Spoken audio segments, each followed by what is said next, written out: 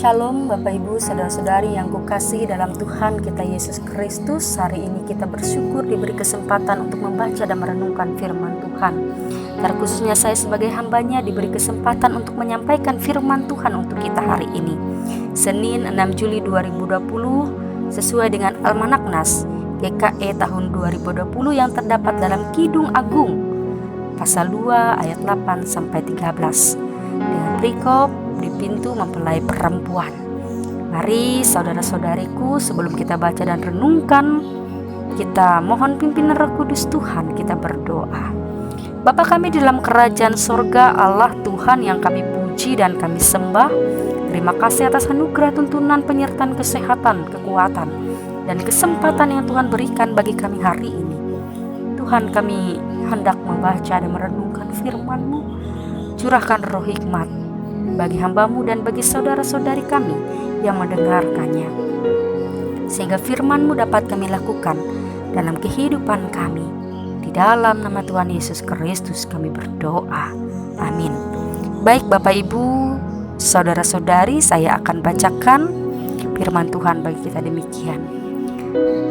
Dengarlah kekasihku, lihatlah ia datang, melompat-lompat di atas gunung-gunung, meloncat-loncat di atas bukit-bukit.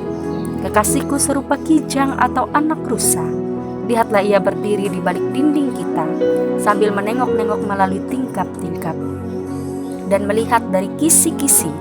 Kekasihku mulai berbicara kepadaku, bangunlah manisku, jelitaku, marilah, karena lihatlah musim dingin telah lewat, hujan telah berhenti dan sudah lalu, di ladang telah nampak bunga-bunga, tibalah musim memangkas, bunyi tekukur terdengar di tanah kita. Pohon ara mulai berbuah dan bunga pohon anggur semerbak baunya. Bangunlah manisku, jelitaku, marilah.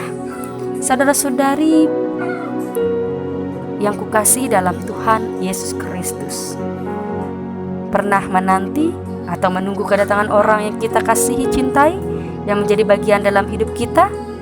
Pasti dan tentu pernah ya. Contohnya saja saya secara pribadi, ketika saya jauh dari suami, ketika suami datang ke Tanah Siang ini menjumpai saya dan anak saya ke Dirung Bakung, betapa hati dan pikiran bahkan perasaan ini ya Bapak Ibu sungguh bahagia dan tidak sabar menanti dan ingin cepat berjumpa. Kenapa demikian? Karena dalamnya ada ikatan cinta secara batiniah lahiriah antara kita dan pasangan hidup kita, tentu pasangan hidup yang resmi dan sah ya. Dalam bagian firman Tuhan hari ini kita melihat bagaimana kekasih Salomo merefleksikan, mengungkapkan perasaannya kepada sang kekasih mengingat masa-masa pertama mereka berjumpa, seperti dalam perikop kita di pintu mempelai perempuan. Bahkan perasaan itu ia refleksikan, terungkap seperti ayat yang ke-8. Dengarlah kekasihku, lihatlah ia datang. Ketika ia datang melompat-lompat di atas gunung-gunung, artinya senang, bahagia, meloncat-loncat ya di atas bukit-bukit. Pasangan kekasih ini merayakan sukacita mereka di dalam ciptaan dan di dalam cinta mereka. Ketika hubungan dan kebersamaan mereka terungkap, disitulah keindahan-keindahan seperti yang dikatakan dalam ayat yang ke-12, di ladang telah nampak bunga-bunga.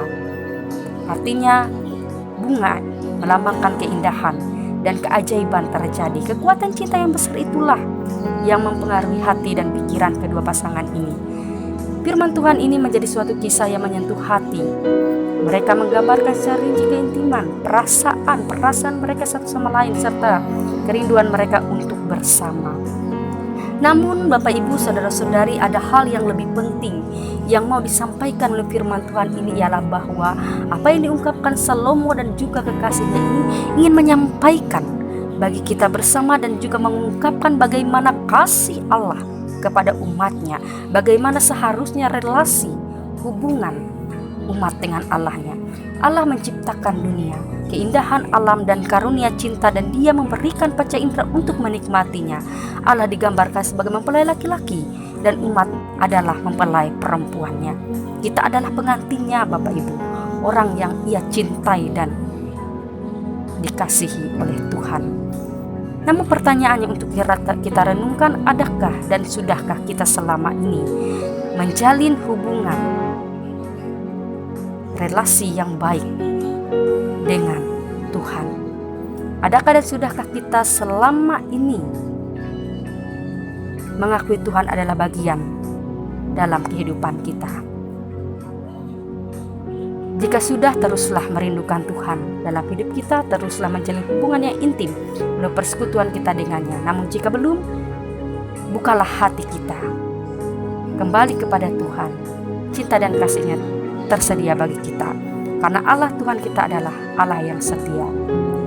Dan mari kita mensyukuri dan menikmati dan tidak menyia-nyiakan setiap anugerah, keindahan yang Tuhan ciptakan dan orang-orang kekasih yang Tuhan titipkan bagi kita. Tuhan menolong dan memberkati kita. Amin.